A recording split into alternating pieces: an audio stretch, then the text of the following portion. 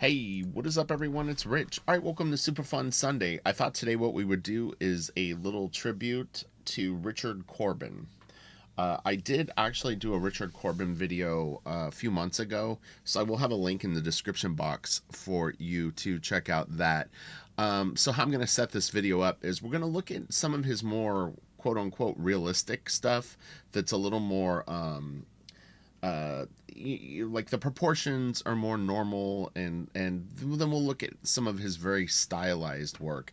He's a very interesting artist who uh scan or like he seemed to span a very wide berth of approaches to drawing, and it's a shame that we don't know more about, I think, his aesthetic. I don't know if there's interviews where he talks about the fluctuation of realism versus like really, really cartoony stuff, almost to the point where it looks comical at times.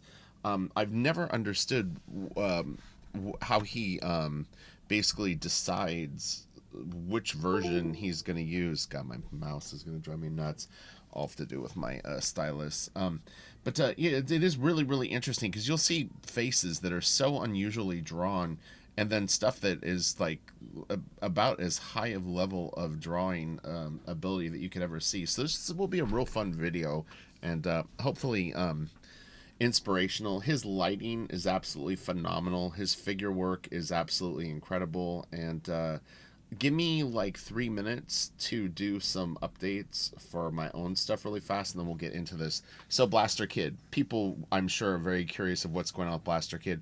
I'm gonna launch it in January, so that's a done deal. That will happen.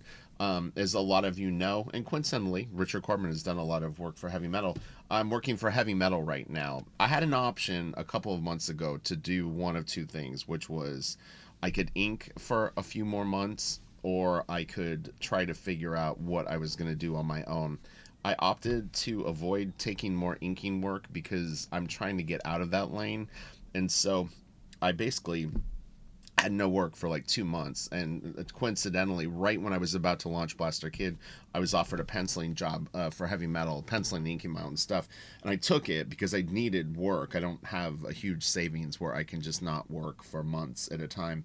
So it was great. The only thing that made it complicated for me was that it's a brand new book with nothing visually designed. So I had to go through and I had to literally create two, what I will I'll just I'm gonna paint super broad strokes. I did create like two different armies that are very visually and aesthetically different looking, and then about 8 or 9 lead characters. Real world environments, fantasy environments. It was a lot, and something that I had never done for someone else. And the thing is that there's a level of consistency that you need. There's a certain aesthetic that, if you're hired by a particular I'm working with a musician, so there's an aesthetic that this particular musician has with their work and their music and stuff like that, and you're trying to create a vision that will be cohesive with them. So it's a very interesting thing, and I'm going to do a video this week for Patreon where I talk about the process of actually creating stuff kind of from the ground up. And I've been really, really fortunate. To be 100% honest, I was very apprehensive about doing it, but I didn't have almost any bounce back on anything that I created. But I put in a lot of work trying to come up with the look of the main characters, the look of the secondary and tertiary characters. I tried to make these factions that are sort of oppositional to each other, unique looking, and I have to say that really, other than little nips and tucks, everything that I created is being used, and it was challenging, because Blaster Kid to me is a very certain aesthetic. So anyway, blah blah blah. That's what's going on. But I'm about halfway through the first book of this heavy metal thing. So another few weeks I'll be done with it, and then I'm gonna immediately just get on Blaster Kid. And it's been great. If you've watched any of the videos where Kelsey and I talk about sort of what we're working on, really something like this couldn't have come at a better time because it pulled me completely out of my comfort zone and challenged me as a penciler to come up with things that I maybe wouldn't normally design or create, and also pulled out what I call my generics, and I don't mean that in a negative way, but my point is being like, if I had to draw science fiction and I was just pulling it out of Richard Friend's head, I have a certain way that I would draw it right now. But the thing is now I've used a lot of those ideas in the heavy metal stuff. So what's great is for Blaster Kid, it's pushing me to have to come up with even better designs, more unique designs, things that are very, very unique to my own work. So it's exciting to have the opportunity to be challenged in that way. So it's been really, really cool. So the other thing that I was going to say is make sure to follow me on Twitter or Instagram. There's something that I'm going to ask as a favor of all of you. If you can support me, I'm going to be selling original art for the next few months. I'm going to be selling a pretty big chunk of my comic book collection. I just want to get it out of my life. It sounds funny. It's like I'm not dumping it, but what I mean is it's just I have a body of work that I've done up to this point, and it's time to thin the herd. The money will definitely help me go into Blaster Kid smoothly and not have to go into panic mode every few weeks, because I don't have enough money to cover bills and stuff like that. So I have all this incredible art that I've done over the last like 20 years. It's mostly DC stuff, so it's Nightwing, Batman, that kind of stuff. But some really, really cool stuff, and the comics are going to go too. So keep an eye on Twitter and Instagram, and I'll be showing the work, and then it's basically going to be up for grabs. So all right, let's get into Corben. What we're gonna do is we're gonna go through Yandex, and we're gonna look at a couple of what I consider his quote unquote more realistic things, and then I have some art open in Photoshop that we'll look at. That's some sequential stuff that I had never seen, and it's interesting because it seems to cover both styles, meaning that it is his realistic work and then also quite stylized. So here is an example, is how artistically this guy can paint just on his own. But I mean, check out how the figure drawing on this is just incredible. It's so well done. It's so beautifully rendered in paint. And this is someone who really, really is at an incredibly high level, about as high of a level of artist as you could get. Everyone always wants to get better, but this is top-notch stuff. What's interesting though is you can actually see in this monster's face a little nod to some of the aesthetic that he uses on his very, very cartoony and simplified stuff. And when I say simplified, I mean at times Corben gets really simplified, almost to the point where it's recognizable as Corben. There's no two ways about it, but so different than let's see if this will open and be big. Yeah, but yeah, his figure drawing is just incredible. It's really, really good. He moves light through his pieces in such a way that it's just phenomenal. Let's see what we got here. Like, look at this. Some of these we did look at in the other video, but what will happen is in the stuff that I have in Photoshop is stuff that we have not seen. This is a beautiful, beautiful piece. It looks like on this that he may have used some airbrush. I would like to zoom in more, but this isn't a super huge file. But it's beautifully, it looks like it's hand painted, and then possibly maybe some of the underpainting was done with airbrush. But I could be wrong. It could be oils. He could be using acrylics. It could be gouache. This is a really, really cool piece. I like this a lot. But you can see, look at how unusual the head is on this character. I mean, it's very, very odd looking, almost alien in a way. And he seems to gravitate towards that aesthetic at times. In almost in a, God, what would you call it? Like an impressionistic way. It's really, really trippy how he'll go from, like, this to me looks like it could be like a Glenn Fabry painting. It's quite heavily rendered. Every square inch of the canvas is covered in paint.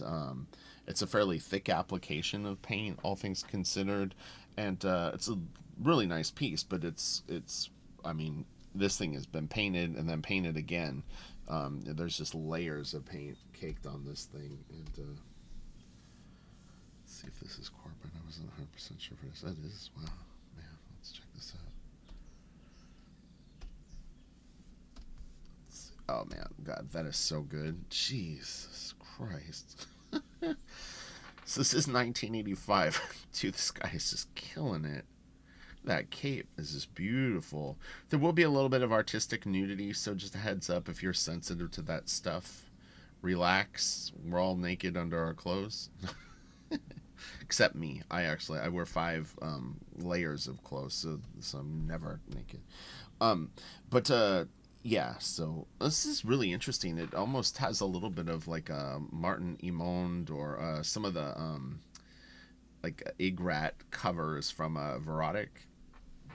It's just a coincidence, but man, that is a nice figure. And this too, it's got a little bit of like a Boris vibe on this. I mean, Corben would definitely use reference and I would guess models and stuff like that, but he could definitely draw out of his. Oh, this was. I remember laughing at this piece because just the guy's face being painted, and he almost looks like Dennis Quaid. Which is funny because I was at a party last night and they had on some Chevy Chase movie, Holiday Vacation maybe or something, and Dennis Quaid was in it. But yeah, beautiful paints. Man, this is going to be really cool. I'm kind of excited to get into the other stuff, but let's look at a few more of these because these are quite incredible. So this is pen and ink with digital colors. This is from 2009. And let's like a little zoom in on this. But yeah, you can really see he pulls back on the level of detail. His stuff is always heavily shadowed, but it's still really, really nicely drawn. I'll be honest, I haven't always fully warmed up to this aesthetic in his work as much as the other stuff, but that's more of a personal thing. Just, it's like everyone has sort of looks that maybe are more appealing to them.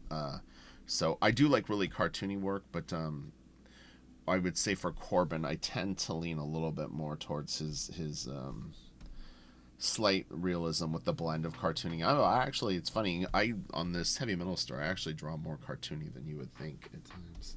Can definitely see that in the work a bit. This is nice.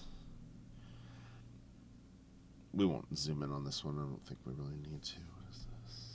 Is this Corben? Wow. I've never seen this piece before. Let's open this up. See how the scan is. It's interesting because sometimes the preview scan isn't. Oh, okay. I was going to say sometimes the preview scan isn't the one that you'll actually zoom in on. Let's see if we can. See if this will show up. No. This is very, very cool, though. Beautiful, beautiful painting.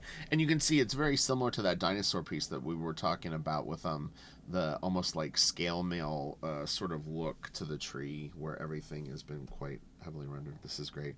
This was one of those pieces where I was saying that in the other video, you almost at times it looks like a 3D model or something like that. Like it's so... there was a character called... What was it?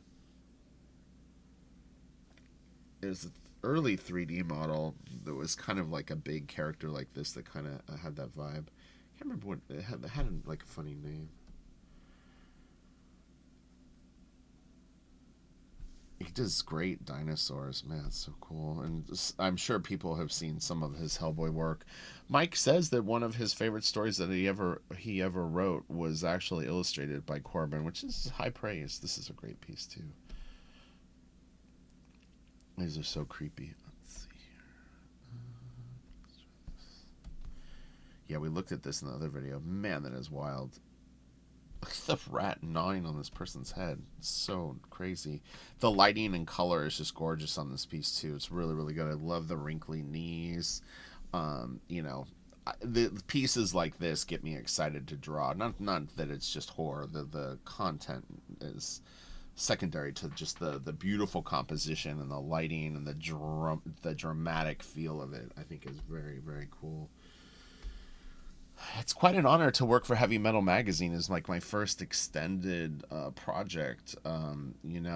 If ever you could create a fantasy scenario of where you would fall, I feel quite proud to be part of their family, and they're going to announce the book in January, I think January 11th, so it's exciting. um, but yeah, I wish I was doing work at this level. Maybe I need to be naked more. You can see the face is kind of cartoony though. It's so trippy to me how he just will bounce back and forth between these different aesthetics. Look at this. That's wild.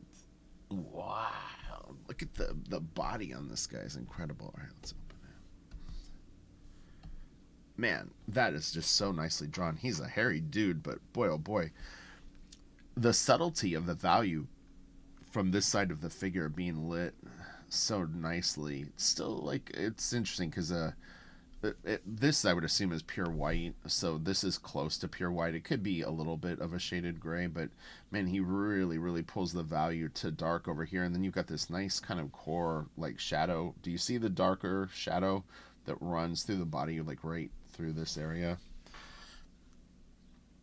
You'll see artists like, I know Lee Bermejo gave Corben a little bit of a shout out, but we're all big fans, you know. It was one of those things, I'll be honest, it was very difficult. This is such a cool piece.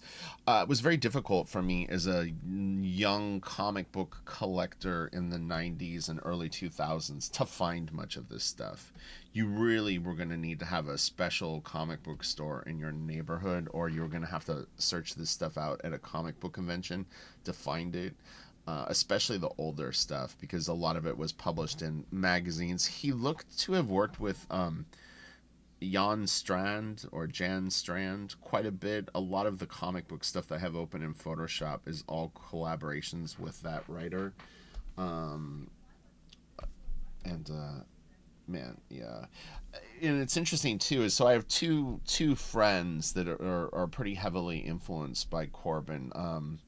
One is Brad Rigney. If you know Brad Rigney, Crypt Crawler, I think is his DeviantArt name, but he's a really good Magic the Gathering artist. But he's heavily into Corben, and Travis early on, apparently from what he said, it was some of the art that he was drawn to as a teenager, or I think he said, it's not like in an interview, at some point he said it to me, and I just remember it was either like his uncle had heavy metal magazines, something like that, and he had seen some heavy metals as like a teen, and made an impact on him, and some of it was the Corben work, but you could see that he did ultimately head this way. And even some of the structure of sometimes his characters, like even on Dark Stars, the bald characters and stuff, you can get a little bit of a sense of it. So let's go back. Sorry. We'll look at a couple more of these, and then we'll head into the comic stuff. I can't have this video too long because I do actually need to work today.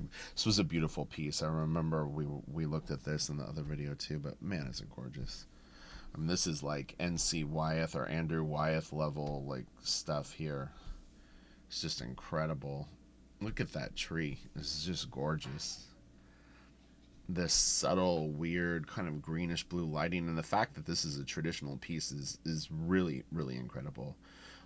You know, we see a lot of beautifully painted stuff now, but this is a palette and color, and I mean, look at the denim. This guy's shirt. This is so stunning. So yeah, Corben will be sorely missed.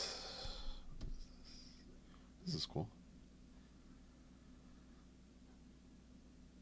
Yeah, that's really neat. What's this? This looks like Biz.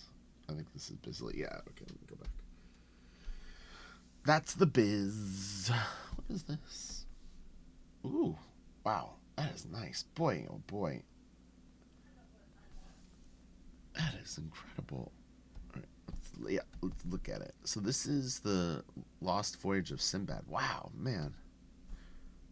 I've never seen this piece. This is really cool. Man, how the girl looks cute, and her face is you know, again, it's his cartoony face, and this is a very kind of comical approach, but boy. Yeah. Again, just beautifully painted. Look at this nice cast shadow of light, the light hitting this figure. I mean, it's just incredible that his mind could work stuff like this out and then throw it into these traditional pieces. Now someone would create another layer and go in, and you could kind of blast things with the dodge tool or airbrush tool, and it all works great. This is cool. Wow. Yeah, very dynamic shot. Okay, this is pretty cool. I like this. This is 2014. This is a really, really cool piece. Hey, that's me and Finch. Oh, speaking of Finch, I was going to give that update. We recorded almost an hour-long interview, and I wrote him back a day or so later and thanked him, and he wrote me back and said that he forgot to hit record, so we're doing it again this week. But yeah, the first one is lost to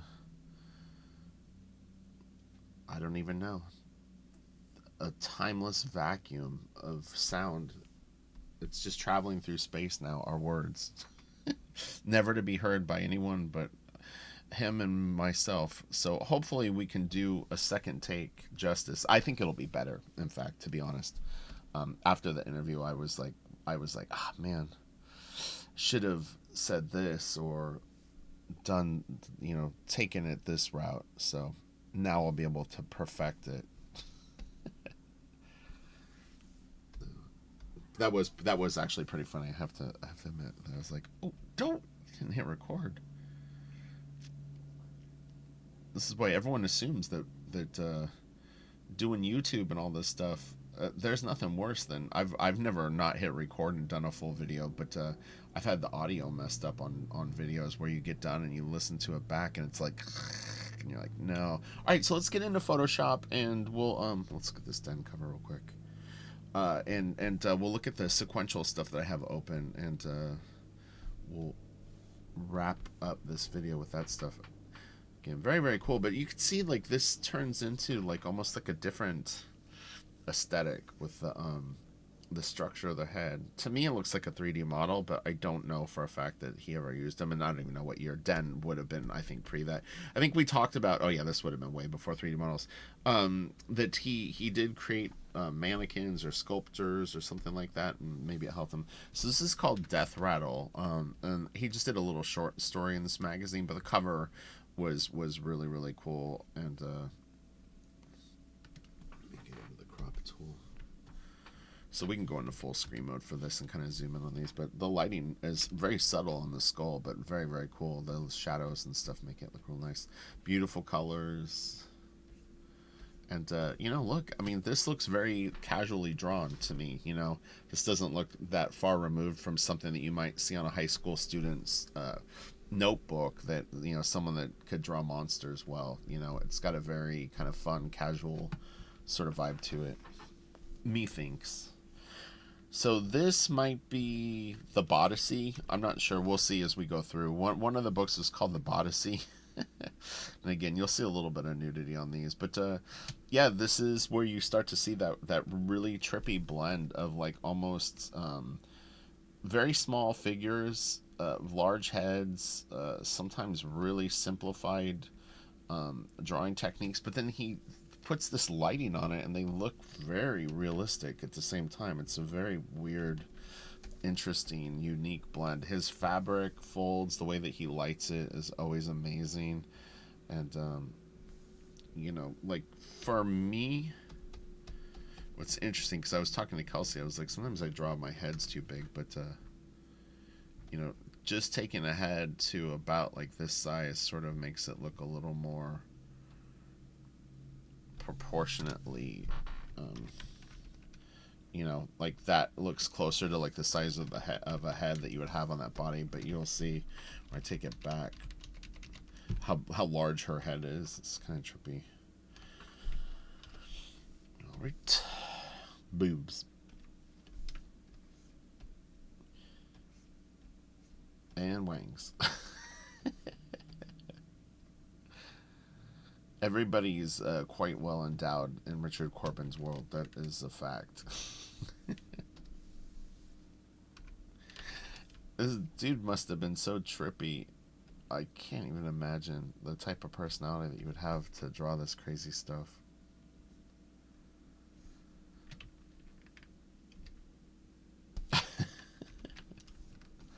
But again, like, look at the like lighting on this. It's so crazy, and it's pretty simple. But there's definitely a takeaway from this. I think is if you look like where is the detail on this cape, but somehow it looks very very like lush and soft, and he just hits it with these perfect like lighting cues. This is real nice too over here. Yeah, there's a lot you can learn from this stuff. Like they almost turn into like their children's size.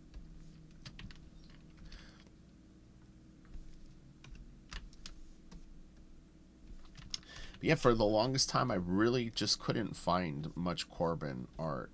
I'd find little bits and pieces of it, and this type of these books and trades and stuff like that just were not easy to find. That's a nice back. That's really good. Very cool lighting on these faces.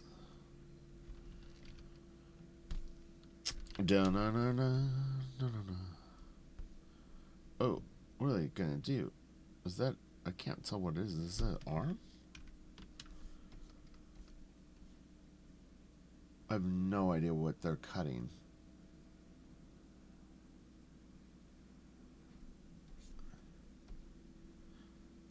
Maybe it's his arm? I don't know.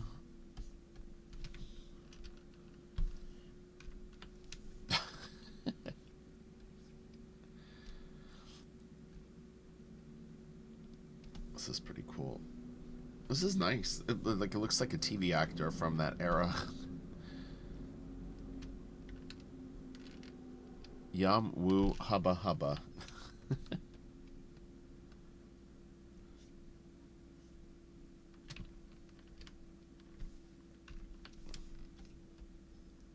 Yeah, Corben was very, very reclusive, and so even Mike Mignola basically said that he I don't know, he was something to the fact that he never felt like that he really knew him, but he did actually go to his house one time. You can read it on Mignola's Instagram. He tells he has 3 posts sort of dedicated to Corben. So, but yeah, it's unfortunate that we don't know more about the work. Would have been interesting. There is, I think, a few interviews with him online, though. Some people I had linked to them. This is very, very nicely drawn. Some of the pages drift a little bit for me, but this is well done. Really nice anatomy on the arm and stuff like that. This too is really great. This figure on the girl is excellent. This would be a lot of work, man. A student is doing the work.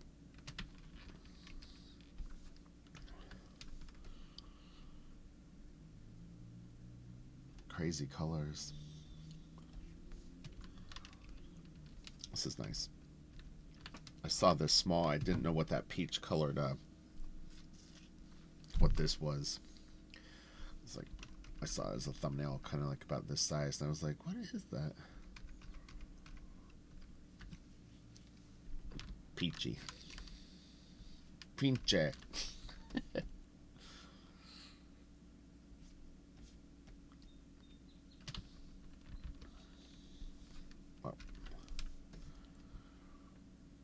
Her shoes. Pretty funny. Or his shoes? I don't even know what I'm looking at. Alright.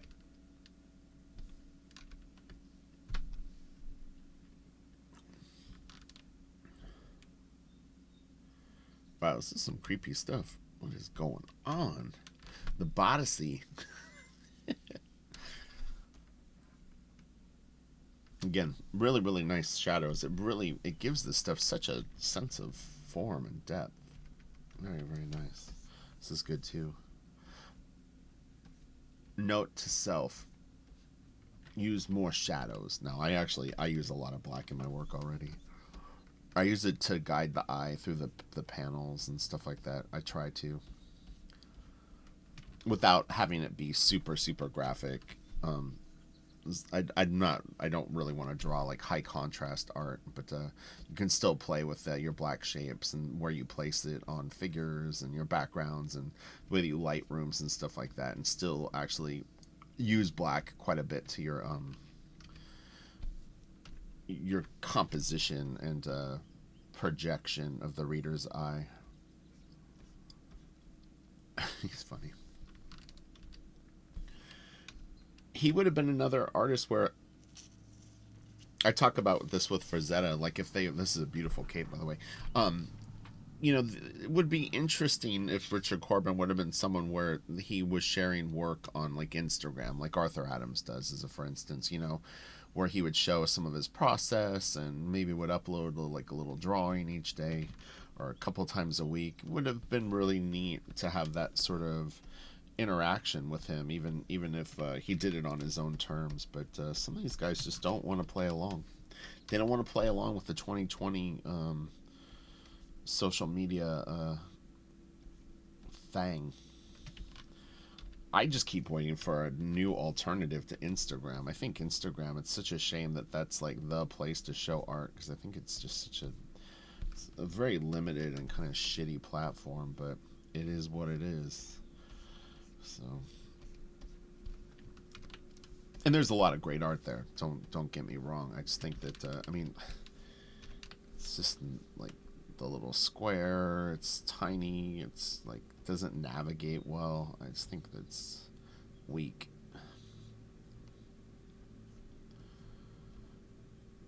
It just shows though that like with a lack of options, people will just go with whatever.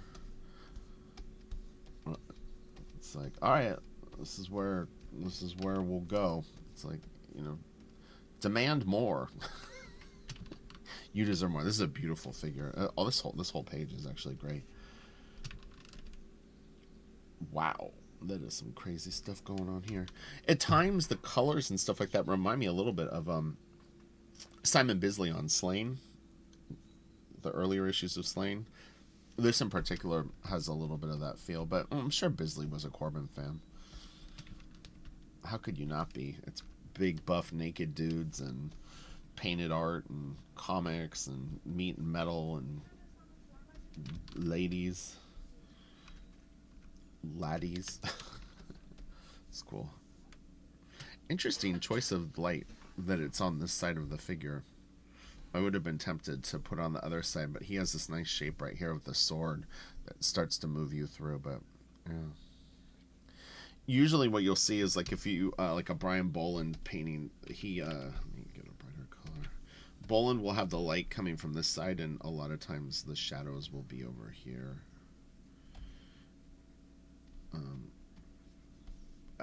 I think that's right. Am I tripping? Yeah, I'm pretty sure Boland sends the light in many times on that direction. This is like the reminds me of there's a Frazetta piece that has a little flying ship like that. It's kind of fun. This is a nice panel right here. Very big head on that guy. Wish I didn't have it on this lasso, but back. Yeah, I think. Oh.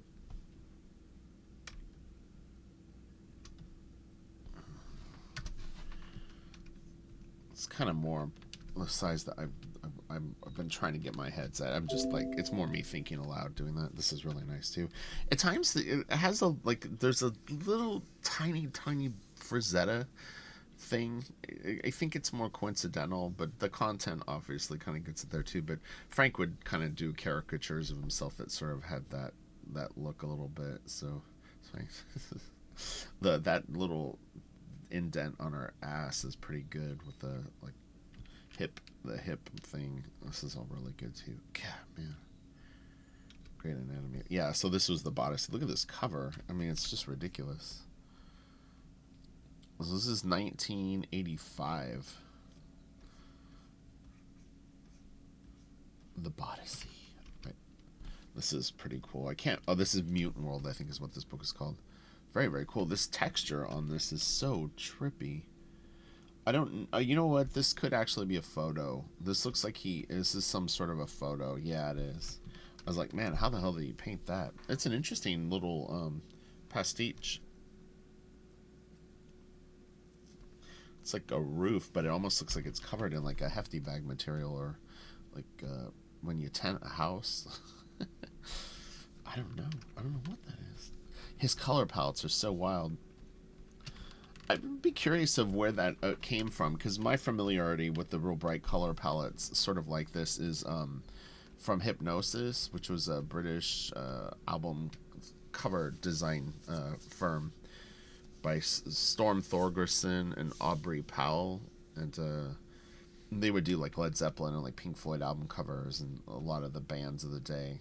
They do the Mars Volta and Muse now, but yeah, that's kind of where I first saw this very like super saturated color palette. But you know, it may actually kind of come from Maxfield Parish, because if you look at Parish paintings, they're hyper saturated, almost to a cartoonish extent, although Maxfield Parrish's work is much more realistic, but very bright palette, almost surreal. I don't know if surreal would be the right word, but anyway, but it could have carried over kind of through that chain of, definitely, I would say that Thorgerson was a fan of Parish, and then, you know, young artists drawing in the 70s kind of picked up on it. And it's, the influence chain kind of rolls like that. Yeah, this is great. Again, he does real soft lighting and those nice warm shadows on all this. It looks really good. It's like a little Chewbacca-ish. I don't know what year this is probably the 80s, so yeah, Chewbacca would have been around. It doesn't look exact. It looks like Chewbacca and Han Solo had a dog child. Here, not so much.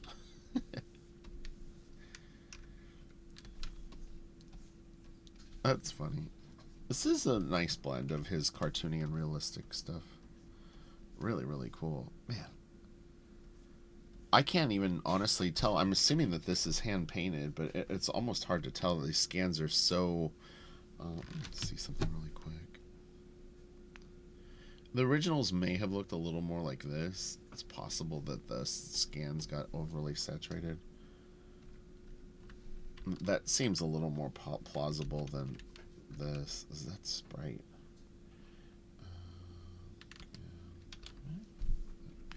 Didn't want to yeah, this is way oversaturated. That's the scans making it look like this.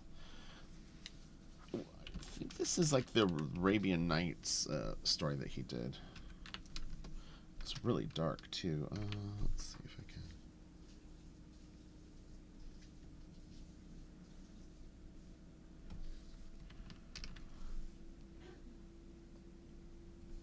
There, I can see it a little bit better. Pretty cool. It's a nice drawing. This too. It's a shame it's so dark. This is cool. Yes, it's very dark. It's nicely drawn though. Let's try to pull the saturation out a little and brighten this a little. Oh, darn it. Let's see. Okay,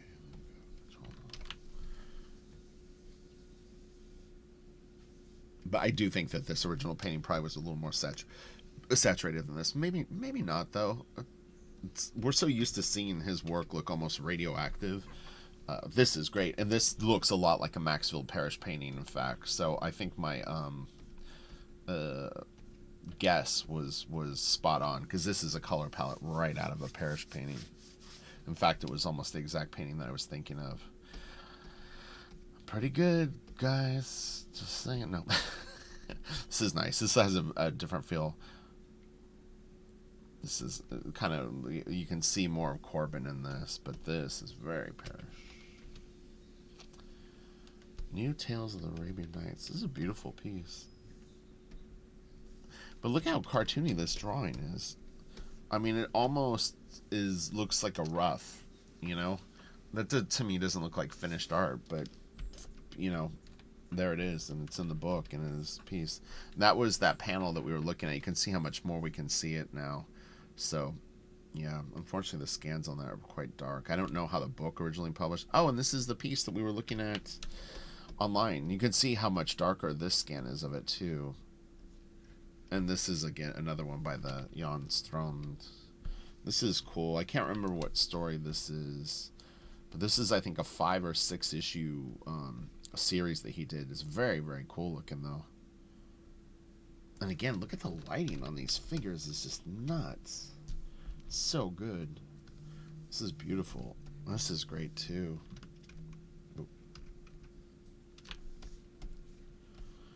High level stuff, man. That is no lie. This is good. I would assume that who's that crazy artist? Was photo statted the crowd around his table. Oh, man. He did mugwumps or something. What was that guy's name? I can't think of it.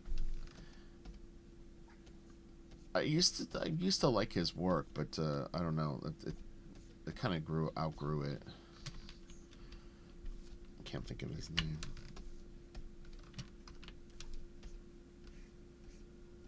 He did all the Marvel Zombies covers.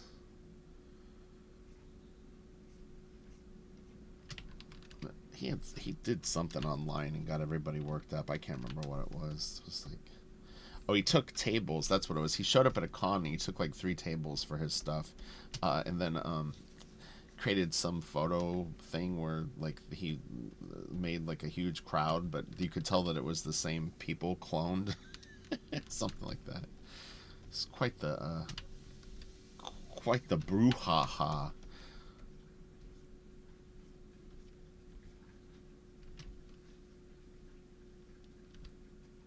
This is nice. All right. Oh, that's actually pretty cool. This panel right here. Oh, I was on the lasso tool. Oh. Yeah. But this guy. That's nice. I love the lighting on the clothes. This is great too. Okay. All right. Oh, he ate some bad fruit. Man, the heads are so big. Yeah, this is crazy. Looks so real. His hand is huge too, actually. This is nice. Really, really nice. This is beautiful. This is great too. Gosh. Yeah, there's a lot. There's a lot that you could learn from this for sure. He really creates deep shadows. It's very, very interesting. It looks nice. Oh, this is really good. Wow. God, it's crazy.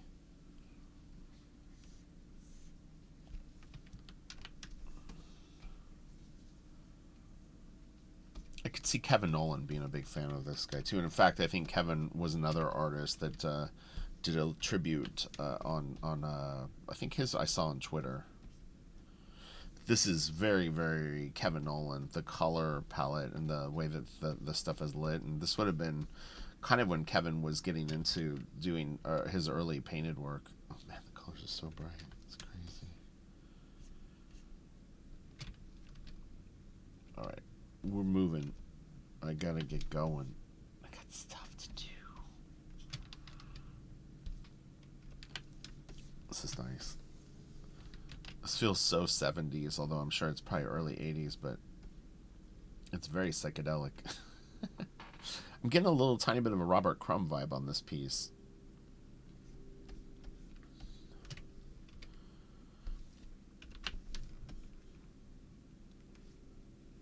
That's nice. Wow, look at that pose. That's great. Man, he really did that good.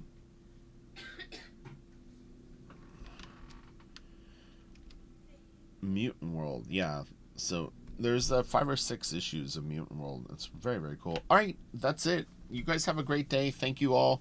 Definitely follow me on Twitter and Instagram to see the art that I'm going to be putting up for sale here over the next couple months. And we'll have a lot of fun. I'm going to pull out some good stuff. So, all right, I'll talk to you guys later. Bye.